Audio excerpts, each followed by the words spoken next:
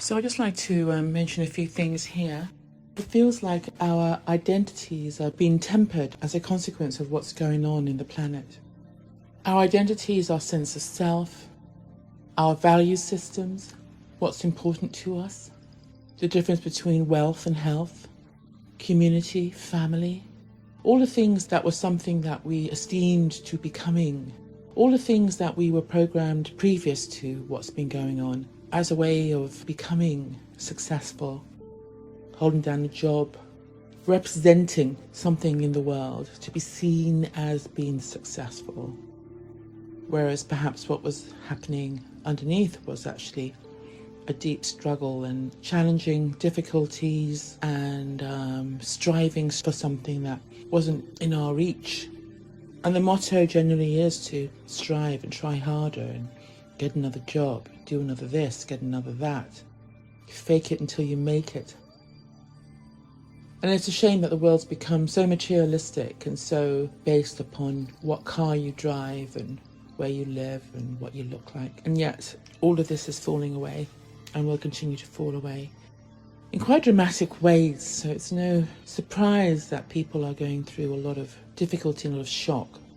And it seems to me as if, there's a whole group of people who are trying to do as much as they possibly can to hold on to whatever normality they still have, which may include playing along with the narrative. The thing is, it seems to me as if as our identities and our sense of self continues to be challenged, there's going to be a point where, whether we play along with the narrative or not, that we're still going to be feeling this underlying sense of something's shifted, something's different, because of the amount of stress, the amount of angst, the amount of dis-ease that we're holding within our bodies and our minds and our psyche and our emotional being. Whenever something happens on the planet that causes all of us to change the way we think, whether the pandemic is as bad as they say it is or not, it doesn't matter. That's something, it's almost like a veil that has been cast over, an energy that has been cast over the world. And it's like a spell that's been cast. And the thing with spells is that they can have an effect on us, but also if we really understand that a spell can only affect you if you believe it to be true. And I'm talking energetically here. So if we believe something to be true, then it can permeate and it actually becomes us. It becomes our sponsoring ideology towards life, love and living. So the challenging aspect of this time is, who are we? Who do we think we are? Who do we believe ourselves to be? And we could have asked this question through time and space 100 years ago, 200 years ago, 2,000 years ago. And the answer would have been slightly different, and it would have been determined on the social ordering, the energy that was happening in the world, the narrative, be that in your village or your community, the religious narrative in terms of what the God of your understanding energetically was said to be. Was it a fearful God? Was it a vengeful God? Was it a loving God? And this all determines how we believe ourselves to be and what the outside world is. So I feel that we're in a time now where it's really important for us to reevaluate our identity, who we truly are. And the I in the identity is something that we put on towards the world and towards other people. There are so many Eastern philosophies that talk about being the observer and what is this I that we believe ourselves to be.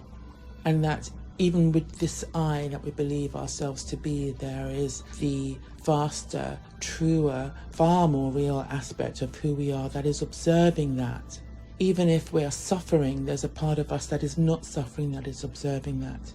Even when we're passing away, there's a part of us that is observing and experiencing that is not actually going through the process. So this is just food for thought. Who do we think we are? Oh my gosh, I think humanity has really believed themselves to be far more than who we truly are. By becoming far more, we've actually become far less of who we truly are. The arrogance of feeling the need to control everything, every eventuality, to control nature, to control great mystery, or to bypass or to diminish great mystery or the unseen.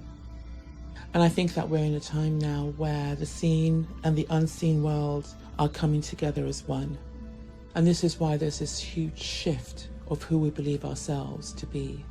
And also what comes to mind is the hear no evil, speak no evil, see no evil. And that all comes from the premise of who we believe ourselves to be and what we have bought into in terms of the narrative, the cultural and global narrative, and a sense of feeling the need to not stand out, not be seen in case of being ridiculed or being persecuted. So who do you think you are? Who do we think we are? Let us watch this space. Let us watch our own inner space, observe what is going on within ourselves and within the collective.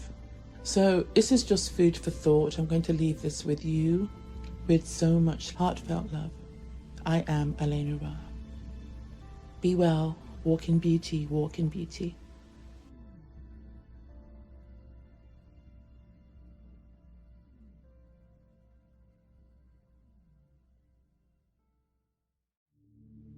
So I'd just like to mention a few things here.